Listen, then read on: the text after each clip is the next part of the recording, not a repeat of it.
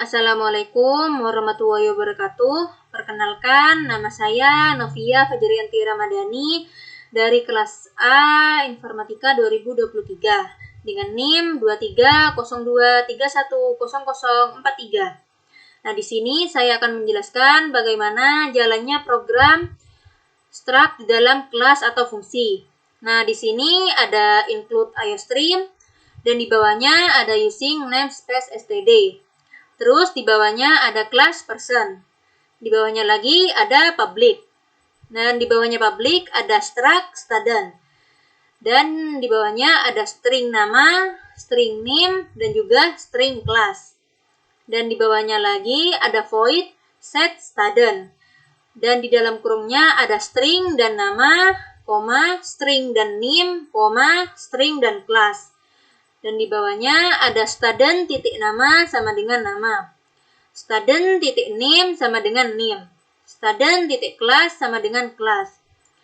Di bawah void set student ada void display student. Di bawah void display student ada cout, masukkan nama mahasiswa. Setelah itu ada getLine, change student titik nama. Dan juga cout, masukkan name mahasiswa. Dan di bawahnya ada change student titik name. Dan di bawahnya change ada cout, masukkan kelas. Setelah itu ada change student titik class dan yang terakhir ada cout and leave. Dan cout di sini adalah sebagai pembatas dan and leave. Dan terus ada cout nama mahasiswa dan student titik nama and leave. Ada cout name mahasiswa serta student titik name dan juga and leave. Di bawahnya ada cout class dan student titik class and leave. Di private ada student S besar dan juga student S kecil. Integer main. Di integer main ada person P besar dan juga person P kecil. Dan di bawahnya ada person titik display student. Dan yang terakhir adalah return 0. Nah, saya akan menjelaskan bukan satu persatu, tetapi lebih menjabarkan bagaimana jalannya programnya. Di atas ada include IOStream, ini memang harus digunakan, dan juga ada using namespace std, supaya tidak ada penambahan std lagi. Dan di sini ada class person, yaitu mendefinisikan sebuah kelas bernama person. Dan di bawah class person ada public. Public di sini adalah akses spesifikasi yang membuat anggota berikutnya dapat diakses dari luar kelas. Dan di public di sini ada struct student. Struct di sini saya menamainya dengan student. Dan juga struct student mempunyai 3 anggota, yakni 3 anggota string. String nama, string name, dan juga string class. String nama, memasukkan nama, string name, masukkan name kita, dan juga string class, masukkan kelas kita. Kenapa saya menggunakan string name bukan integer?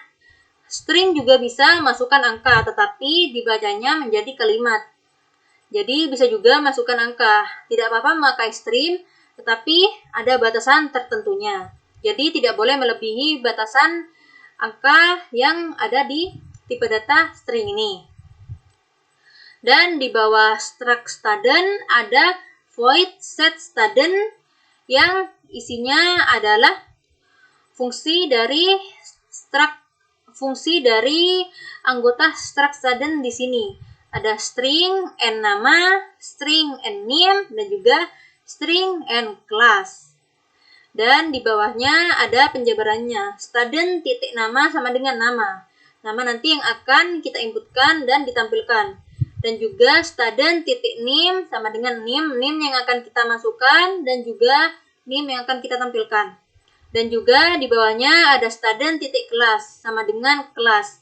Kelas yang akan kita masukkan dan juga kelas yang akan kita tampilkan. Student di sini merupakan struct student yang ada di atas, tetapi kita menjabarkannya menggunakan S kecil.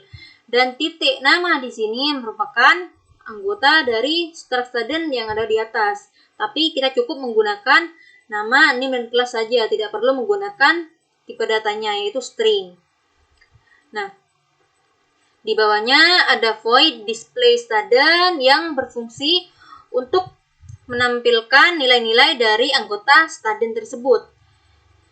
Nih, cout masukkan nama mahasiswa, getLine, kin student nama. Nah, di sini saya menggunakan getLine karena getLine itu terbaca dengan spasi. Jadi kita bisa menggunakan spasi jika kita menggunakan getLine. Tetapi jika kita menggunakan kin saja, maka jika kita menggunakan spasi, maka itu tidak akan terbaca oleh program. Student titik nama di sini berasal dari student titik nama dari void set student yang ada di atas. Dan di bawahnya ada cout, masukkan name mahasiswa, lalu kin student titik name. Lalu cout, masukkan kelas dan kin student titik kelas dan juga cout only. Nah, kin di sini student titik name dan juga kin di sini student titik kelas berasal dari void set student yang ada di atas, yang ada di sini. Nanti kita memasukkan nama, name dan juga kelas karena di sini berfungsi untuk kita menginputkan data nama, name dan juga kelas. Nah, di bawahnya lagi ada cout sebagai pembatas agar tampilannya semakin menarik. Dan juga di bawah cout pembatas ada cout yang atau tampilan yang kita masukkan di sini. Setelah kita masukkan atau menginputkan data kelas, name dan juga nama, maka itu akan ditampilkan di sini. Jadi akan ada nama mahasiswa sama dengan student titik nama yang akan kita inputkan nanti tampil di sini. Dan juga sama saja dengan name mahasiswa, student titik name, cout kelas, student titik kelas. Nah, student titik nama, student titik name, student titik kelas ini juga berasal dari void set student yang ada di atas. Nah, di sini di bawahnya ada private. Private di sini sebagai akses spesifikasi yang membuat anggota berikutnya hanya dapat diakses dari dalam kelas itu sendiri. Nah, di dalam private di sini ada student S besar dan juga student S kecil yang mendeklarasikan sebuah objek dari stack student sebagai anggota private dari kelas person. Nah, di bawah dari kelas person ada integer main. Integer main di sini adalah fungsi main yang merupakan titik awal dari eksekusi program. Di sini ada person P besar dan juga person P kecil, yaitu adalah membuat sebuah objek person dari kelas person. Nah, di sini ada person titik display student, yang dimana itu adalah memanggil fungsi dari display student yang ada di void di sini untuk menampilkan data student yang ada di void display student di sini. Dan yang terakhir adalah return 0 yang merupakan mengembalikan nilai 0 yang menunjukkan bahwa program telah selesai atau sudah sukses. Kita coba run.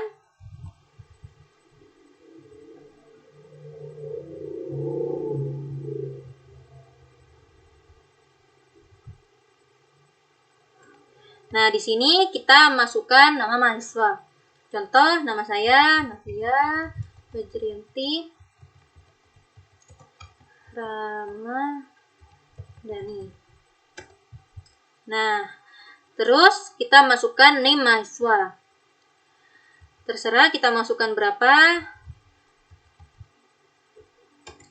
Lalu kita masukkan kelas kita. Contoh, kelas A. Maka itu akan langsung ditampilkan menjadi nama mahasiswa adalah nama kita yang kita inputkan, terus name mahasiswa, name yang kita inputkan, terus kelas yang kita inputkan. Nah, di sini kita bisa menggunakan spasi karena di sini kita menggunakan getLine. Tetapi di name dan juga kelas, karena kita tidak memerlukan spasi, maka kita perlu kin saja. Mungkin cukup sekian penjelasan program struct di dalam fungsi atau kelas dari saya. Jika ada salah kata atau kalimat atau sebagainya, saya mohon maaf. Wassalamualaikum warahmatullahi wabarakatuh.